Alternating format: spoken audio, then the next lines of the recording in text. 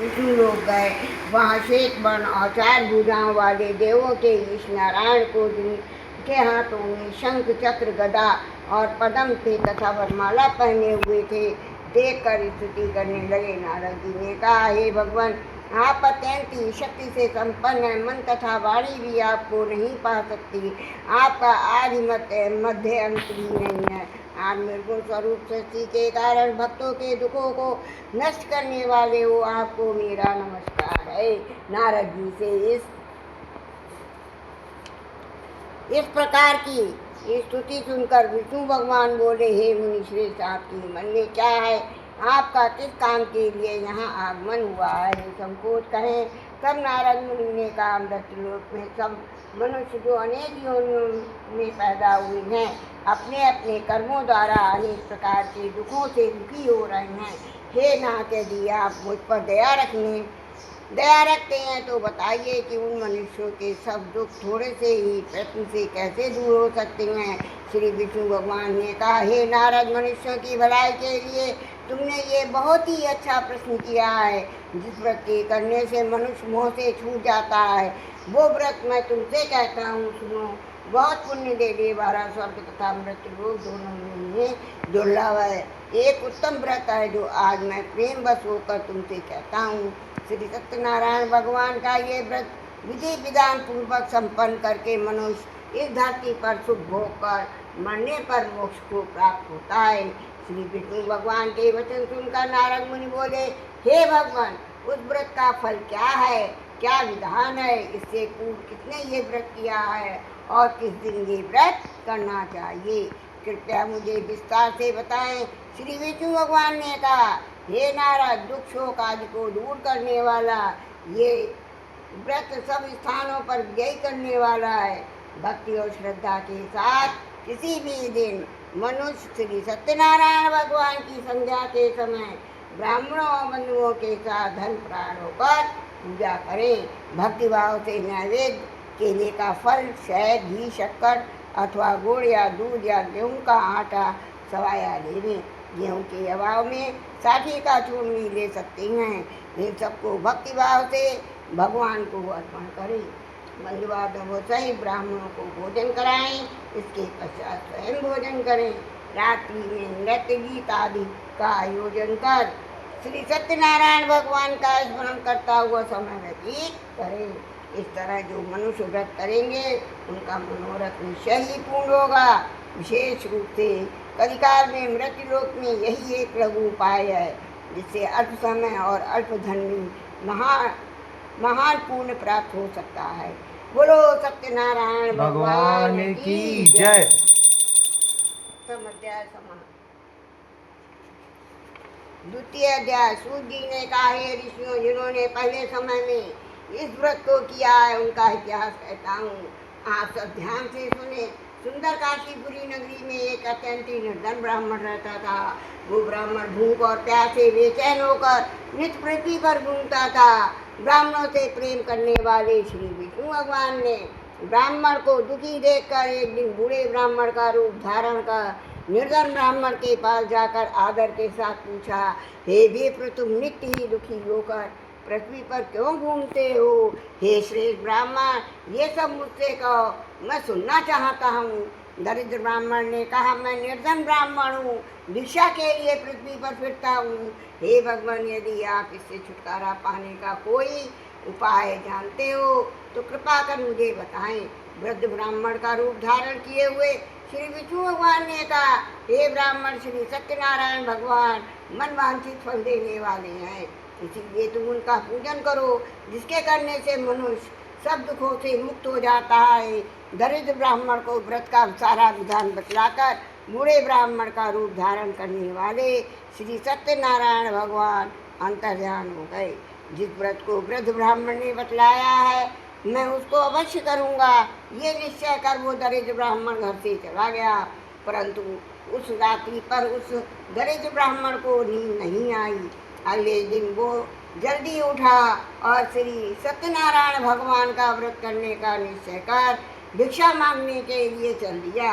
उस दिन उसको भिक्षा में बहुत धन मिला, जिससे उसने पूजा का सब सामान खरीदा और घर आकर अपने बंधु बांधवों के साथ भगवान श्री सत्यनारायण का व्रत किया। इसके करने से दरिद्र ब्राह्मण सब दुखों से छूटकर अनेक प्रकार की संपत्तियों से युक्त हो गया। उस समय से वो विप्र हर मास व्रत करने लगा। सत्यनारायण भगवान के व्रत को जो शास्त्र विधि के अनुसार श्रद्धा पूर्वक करेगा वो सब पापों से छूटकर मोक्ष को प्राप्त होगा। आगे जो मनुष्य पृथ्वी पर श्री सत्यनारायण भगवान का व्रत करेगा वो सब दुखों से छूट जाएगा। इस तरह नारद जी से सत्यनारायण भगवान का कहा हुआ ये व्रत मैंने तुमसे कहा। हे विप्रो, अब आप और क्या सुनना चाहते हैं मुझे बताएं। ऋषियों ने कहा, हे मुनीश्वर, संसार में इस विप्र से सुनकर किस किसने इस व्रत को किया, हम सब सुनना चाहते हैं। इसके लिए हमारे मन में श्रद्धा है। श्री सूत जी ने कहा, हे मुनियों, जिस प्राणी ने इस व्रत को किया है उन सब की कथा सुनो। एक समय वो ब्राह्मण धन और ऐश्वर्य के अनुसार बंधु बांधवों के साथ अपने घर पर व्रत कर रहा था। उसी समय एक लकड़ी बेचने वाला बूढ़ा व्यक्ति वहाँ आया। उसने सिर पर रखा लकड़ियों का कट्टर बाहर रख दिया और विप्र के मकान में चला गया। प्यास से दुखी लकड़हारे ने विप्र को व्रत करते देखा। वो प्यास को भूल गया। उसने विप्र को नमस्कार किया और पूछा, हे विप्र, आप ये किसका पूजन कर रहे हैं? इस व्रत के करने से क्या फल मिलता है? कृपा करके मुझे बताएं। ब्राह्मण ने कहा, सब मनोकामनाओं को पूरा करने वाला ये श्री सत्यनारायण भगवान का व्रत है। इनकी ही कृपा से मेरे यहाँ धन धान आदि की वृद्धि हुई है। विप्र से इस व्रत के बारे में जानकर वो लकड़हारा बहुत ही प्रसन्न हुआ। भगवान का चरणामृत ले और भोजन करने के बाद वो अपने घर को चला गया। अगले दिन लकड़हारे ने अपने मन में संकल्प किया कि आज ग्राम में लकड़ी बेचने से जो धन मिलेगा उसी से भगवान सत्यनारायण का उत्तम व्रत करूँगा। ये मन में विचार कर वो लकड़हारा लकड़ियों का कट्टर अपने सिर पर रखकर जिस नगर में धनवान लोग रहते थे ऐसे सुंदर नगर में गया। उस दिन उसे उन लकड़ियों का दाम पहले के दिनों से चौगुना मिला। तब वो बूढ़ा लकड़हारा अति प्रसन्न होकर पके केले, शक्कर, शहद, घी, दूध, दही और गेहूं का चूर्ण इत्यादि श्री सत्यनारायण भगवान के व्रत की सभी सामग्री लेकर अपने घर आ गया। फिर अब उसने अपने बंधु बांधवों को बुलाकर विधि विधान के साथ भगवान का पूजन और व्रत किया। उस व्रत के प्रभाव से वो बूढ़ा लकड़हारा धन पुत्र आदि से युक्त हुआ। संसार के समस्त भोग कर वैकुंठ को चला गया। बोलो सत्यनारायण भगवान की जय। द्वितीय अध्याय समाप्त। तृतीय अध्याय प्रारंभ। श्री सूत जी ने कहा, ये श्रेष्ठ मुनियों, अब आगे की एक कथा कहता हूँ। पूर्व काल में उल्कामुख नाम का एक महान बुद्धिमान राजा था। वो सत्यवक्ता जितेंद्रिय था। प्रतिदिन देव स्थानों पर जाता तथा गरीबों को धन देकर उनके कष्ट को दूर करता था। उनकी पत्नी कमल के समान मुख वाली सती साध्वी थी। भद्रशरा नदी के तट पर उन दोनों ने श्री सत्यनारायण भगवान का व्रत किया। उस समय वहाँ साधु नामक एक वैश्य आया। उसके पास व्यापार के लिए बहुत सा धन था। वो वैश्य नाव को किनारे पर ठहरा कर राजा के पास आया। राजा को व्रत करते हुए देखकर उसने विनय के साथ पूछा, हे राजन, भक्ति चित्त से ये आप क्या कर रहे हैं? मेरी सुनने की इच्छा है, कृपया आप मुझे बताइए। महाराज उल्कामुख ने कहा, हे साधु वैश्य, मैं अपने बंधु बांधवों के साथ पुत्रार्थ की प्राप्ति के लिए महाशक्तिमान सत्यनारायण भगवान का व्रत व पूजन कर रहा हूँ। राजा के वचन सुनकर साधु नामक वैश्य ने आदर से कहा, हे राजन, मुझे भी इसका सब विधान बताएं। मैं भी आपके कथा अनुसार इस व्रत को करूँगा। मेरे कोई संतान नहीं है। मुझे विश्वास है इससे निश्चय ही मेरे भी संतान होगी। राजा से सब विधान सुनकर व्यापार से निवृत्त होकर वो वैश्य आनंद के साथ अपने घर आया। वैश्य ने अपनी पत्नी संतान देने वाले उस व्रत का समाचार सुनाया और प्रण किया। जब मेरे संतान होगी तब मैं इस व्रत को करूँगा। साधु ने ये वचन अपनी पत्नी लीलावती से भी कहे। एक दिन उसकी पत्नी लीलावती आनंदित होकर सांसारिक धर्म में प्रवृत्त होकर श्री सत्यनारायण भगवान की कृपा से गर्भवती हो गई। 10वें महीने में उसने एक सुंदर कन्या को जन्म दिया। दिनों दिन वो कन्या इस तरह बढ़ने लगी जैसे शुक्ल पक्ष का चंद्रमा बढ़ता है। कन्या का नाम कलावती रखा गया। तब लीलावती ने मीठे शब्दों में अपने पति को स्मरण दिलाया कि आपने जो भगवान का व्रत करने का संकल्प किया था, अब आप उसे पूरा करिए। साधु वैश्य ने कहा, हे प्रिय, मैं कन्या के विवाह पर इस व्रत को करूँगा। इस प्रकार अपनी पत्नी को आश्वासन देकर वो व्यापार करने चला गया। कलावती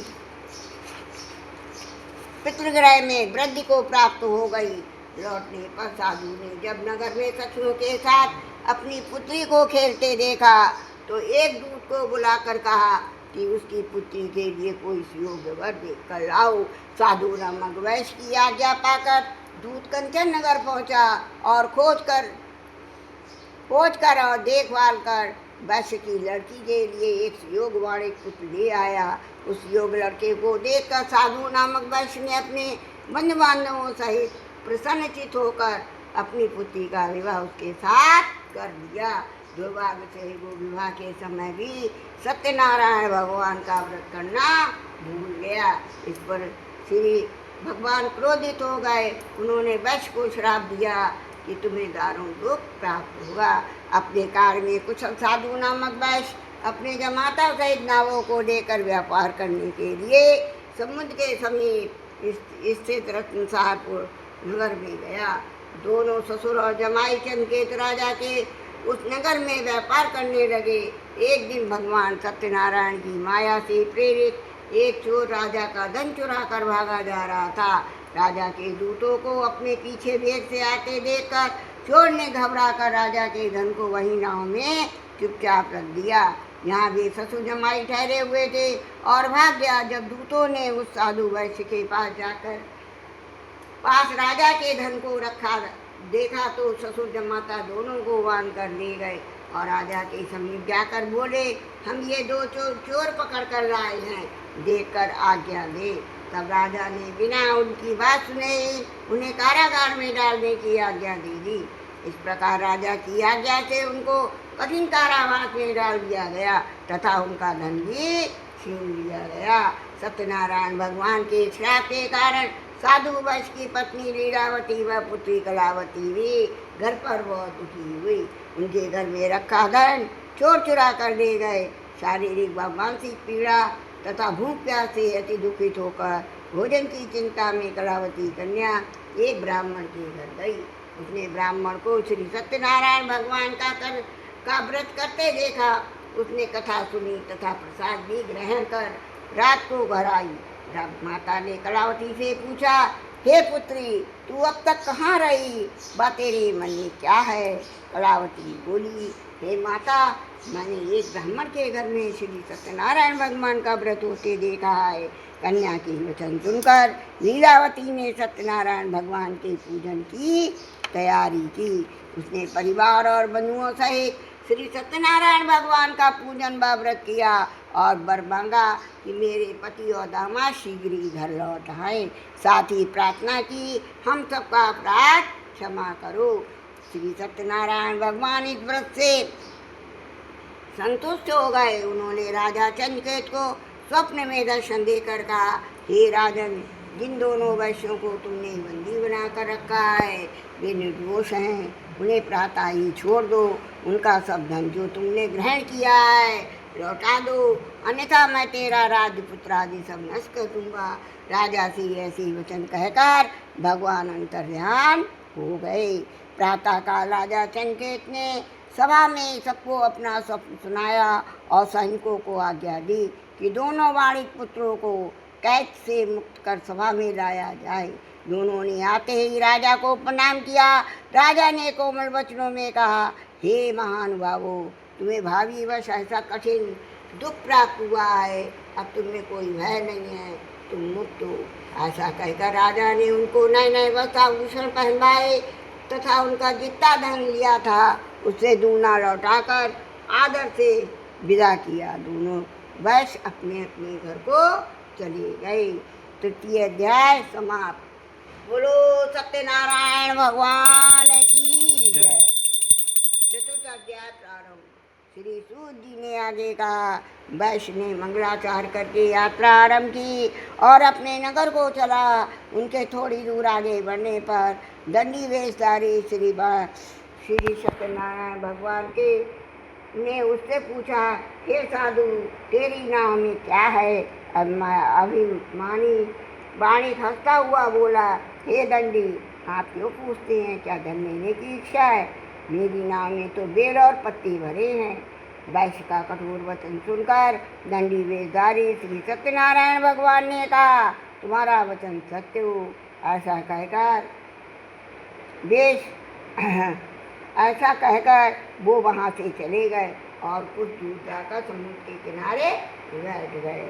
दंडी महाराज के जाने के पश्चात वैश्य ने नित्य क्रिया से निवृत्त होने के बाद नाव को ऊंची ऊंची देकर अचंबा किया तथा नाव में बेल पत्ते आदि देखकर मूर्छित होकर जमीन पर गिर पड़ा। मूर्छा खोलने पर अत्यंत ही शोक प्रकट करने लगा। तब उसके जमाता ने कहा, आप शोक ना करें, ये दंडी महाराज का श्राप है, अतः उनकी शरण में ही चलना चाहिए, तभी हमारी मनोकामना पूरी होगी। जमाता के वचन सुनकर वो साधु नामक वैश्य साधु महाराज के पास पहुंचा।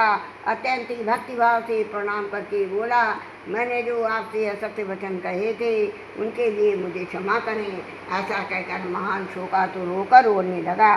तब दंडी भगवान बोले, हे बाणे पुत्र, मेरी आज्ञा से बार बार तुझे दुख प्राप्त हुआ है, तू मेरी पूजा से विमुख हुआ है। साधु नामक वैश्य ने कहा, हे भगवान, आपकी माया से तो ब्रह्मा आदि देवता भी आपके रूप को नहीं जान पाते, तब मैं अज्ञानी भला कैसे जान सकता हूँ? आप प्रसन्न होइए, मैं अपनी सामर्थ्य के अनुसार आपकी पूजा करूँगा। मेरी रक्षा करो और पहले के समान मेरी नौका को धन से पूर्ण कर दो। इससे भक्ति युक्त वचन सुनकर श्री सत्यनारायण भगवान प्रसन्न हो गए और उसकी इच्छा अनुसार वर देकर अंतर्ध्यान हो गए। तब ससुरवा जमाता दोनों ने नाव पर आकर देखा कि नाव धन से परिपूर्ण है। फिर वो भगवान सत्यनारायण का पूजन कर साथियों और सहित अपने नगर को चला गया। तब वो अपने नगर के निकट पहुंचा। तब उसने एक दूत को अपने घर भेजा। दूत ने साधु नामक वैश्य के घर जाकर उसकी पत्नी को नमस्कार किया और कहा, आपके पति अपने दामाद सहित इस नगर के समीप आ गए हैं। लीलावती उसकी कन्या कलावती उस समय भगवान का पूजन कर रही थी। दूत का वचन सुनकर साधु की पत्नी ने बड़े हर्ष के साथ सत्यदेव का पूजन पूर्ण किया और अपनी पुत्री से कहा, मैं अपने पति के दर्शन को जाती हूँ, कार्य पूर्ण होकर शीघ्र आ जाना। परंतु कलावती पूजन एवं प्रसाद छोड़कर अपने पति के दर्शन के लिए चली गई। प्रसाद की अवज्ञा के कारण सत्यदेव ने रुष्ट हो गए। उसके पति को नाव सहित पानी में डुबा दिया। कलावती अपने पति को ना देखकर रोती हुई जमीन पर गिर पड़ी। नौका को डूबा हुआ तथा कन्या को रोती हुई देखकर साधु नामक वैश्य दुखित होकर बोला, हे प्रभु, मुझसे या मेरे परिवार से जो भूल हुई है उसे क्षमा करो। उसके दीन वचन सुनकर सत्यदेव भगवान प्रसन्न हो गए। आकाशवाणी हुई, वैश्य तेरी कन्या मेरा प्रसाद छोड़कर आई है, इसीलिए इसका पति अदृश्य हुआ है। यदि वो घर जाकर प्रसाद खाकर लौटे तो इसे इसका पति अवश्य मिलेगा। आकाशवाणी सुनकर कलावती ने घर पहुंचकर प्रसाद खाया और फिर आकर अपने पति के दर्शन किए। तत्पश्चात साधु वैश्य ने अब वहीं पर बंधु बांधवों सहित सत्यदेव का विधि पूर्वक पूजन किया। वो इस लोक का सुख भोग कर अंत में स्वर्गलोक को चला गया। बोलो सत्यनारायण भगवान की जय। अध्याय समाप्त। पंचम अध्याय प्रारंभ। श्री सूत जी ने आगे कहा, हे ऋषियों, मैं एक और भी कथा कहता हूँ, सुनो। प्रजापालन में लीन तुंगध्वज नाम का एक राजा था। उसने भगवान सत्यदेव का प्रसाद त्याग कर बहुत दुख पाया। एक समय राजा वन में वन्य पशुओं को मारकर बड़के वृक्ष के नीचे आया। वहाँ उसने ग्वालों को भक्तिभाव से बंधु बांधवों सहित श्री सत्यनारायण का पूजन करते देखा। परंतु राजा देखकर भी अभिमान बस न तो वहाँ गया और ना ही सत्यदेव भगवान को नमस्कार ही किया। जब ग्वालों ने भगवान का प्रसाद उसके सामने रखा तो वो प्रसाद त्याग कर अपने नगर को चला गया। नगर में पहुंचकर उसने देखा उसका सब कुछ नष्ट हो गया है। वो समझ गया ये सब भगवान सत्यदेव ने ही किया है। तब वो उसी स्थान पर वापस आया और ग्वालों के समीप गया, विधि पूर्वक पूजन कर प्रसाद खाया तो सत्यनारायण भगवान की कृपा से सब कुछ पहले जैसा ही हो गया। दीर्घकाल तक सुख भोग कर मरने पर स्वर्ग को चला गया। जो मनुष्य इस परम दुर्लभ व्रत को करेगा श्री सत्यनारायण भगवान की कृपा से उसे धन धान की प्राप्ति होगी। निर्धन धनी और बंदी बनने से मुक्त होकर निर्भय हो जाता है। संतानहीन को संतान प्राप्त होती है तथा सब मनोरथ पूर्ण होकर अंत में वो वैकुंठ धाम को जाता है। जिन्होंने पहले इस व्रत को किया अब उनके दूसरे जन्म की कथा भी सुनिए। शतानंद नामक वृद्ध ब्राह्मण ने सुदामा के रूप में जन्म लेकर श्री कृष्ण की भक्ति कर मोक्ष प्राप्त की। उल्कामुख नाम के महाराज राजा दशरथ बने और श्री रंगनाथ का पूजन कर वैकुंठ धाम को प्राप्त किए। साधु नाम के वैश्य ने धर्मात्मा व सत्य प्रत्येक राजा मोरध्वज बनकर अपने पुत्र को आरे से चीर कर मोक्ष प्राप्त किया। महाराजा तुंगध्वज स्वयं मनु हुए।